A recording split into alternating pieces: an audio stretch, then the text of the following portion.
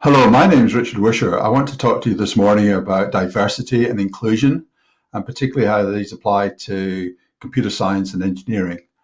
So I've been an engineer and a scientist all my life, a bit of experience in this, but the subtitle of the of what I'm talking about is "Don't judge a book by its cover," and that has never been more true than today.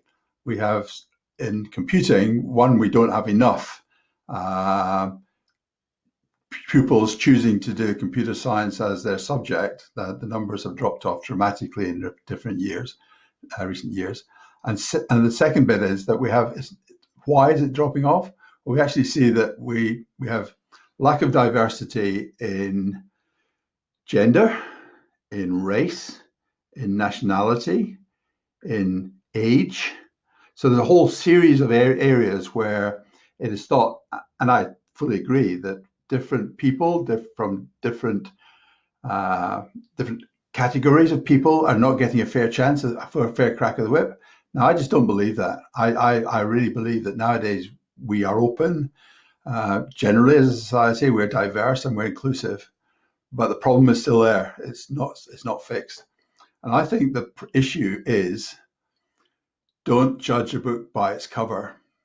So I'm a business analyst, and I'm asked every day to make choices about who I'm going to connect with on social media, and I'm making instant decisions. So I'm judging, but what I'm certainly not judging on is I'm not judging whether should connect with someone because of the color of their skin. I'm not judging whether I should connect with someone because their gender, male or female. I'm not judging by their age, and I'm not judging by their nationality. So for me, that's not an issue. That's just the book by its cover. The person who designs the cover is not the person that wrote the book. So we have no choice about what the cover looks like. So you look at me. So the instant impression, I guess, is that you've got an older white man, privileged, rich, highly successful. Well, yes, some of that's true, but some of it's really not. It's not true. Um, there's also another thing about age, which says, okay, I'm very proud of it. I'm 65. So you don't know anything about computing. You don't know anything about technology. Yeah, I do. I know more than most. I really, so instant judgment is not only wrong, but it's incorrect.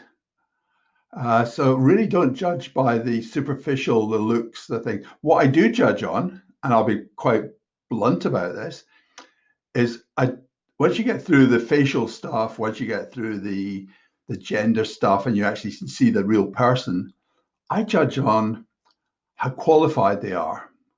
And qualification is not just a sign of achievement; it's also a sign of perseverance and commitment. And if you get and understanding the way they express themselves and what they're saying, and is what they're saying make a lot of sense or doesn't it?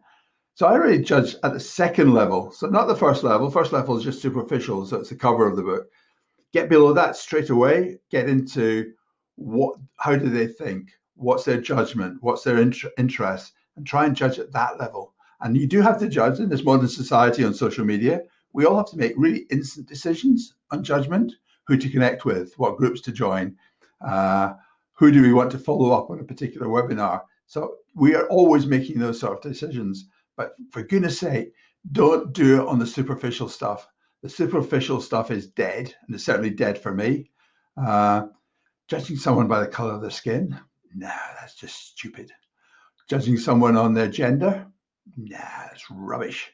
Judging someone on their nationality, it still happens, and it's getting worse.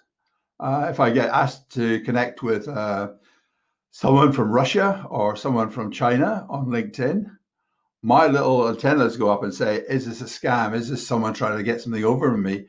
And by and large, I will actually judge people who try and connect from countries that are not behaving very well on the world stage.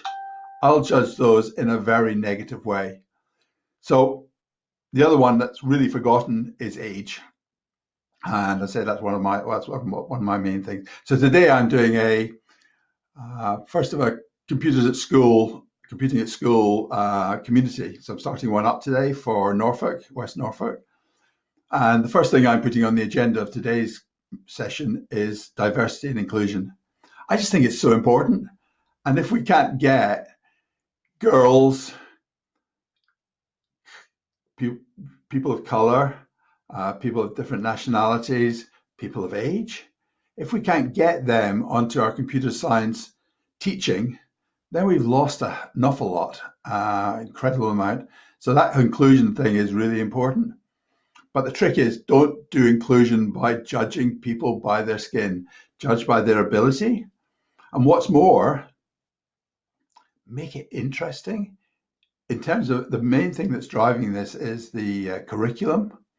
The curriculum has got to be designed to be of interest to different ethnicities, different colors, different genders. So if we can have this openness and transparency within the curriculum, I think we're on a road to success. So I don't judge by. It's a hard thing to say because obviously we have a history. I mean, there's history there somewhere, but nowadays I don't judge on gender. I don't judge on ethnicity. I don't judge on nationality. I don't judge on age. So those four principles really are fundamental to the way I now think and act. I'll give you another one. I'm going to do another video later about how my career, those sort of things have been dealt with. I won't actually cover that now. So I hope you've really found that useful. I'll put a number of, when I post this on YouTube, I'll put a number of links in the text underneath of useful content. There's some very good content now on diversity and ethnicity in certainly in computer science and also in engineering.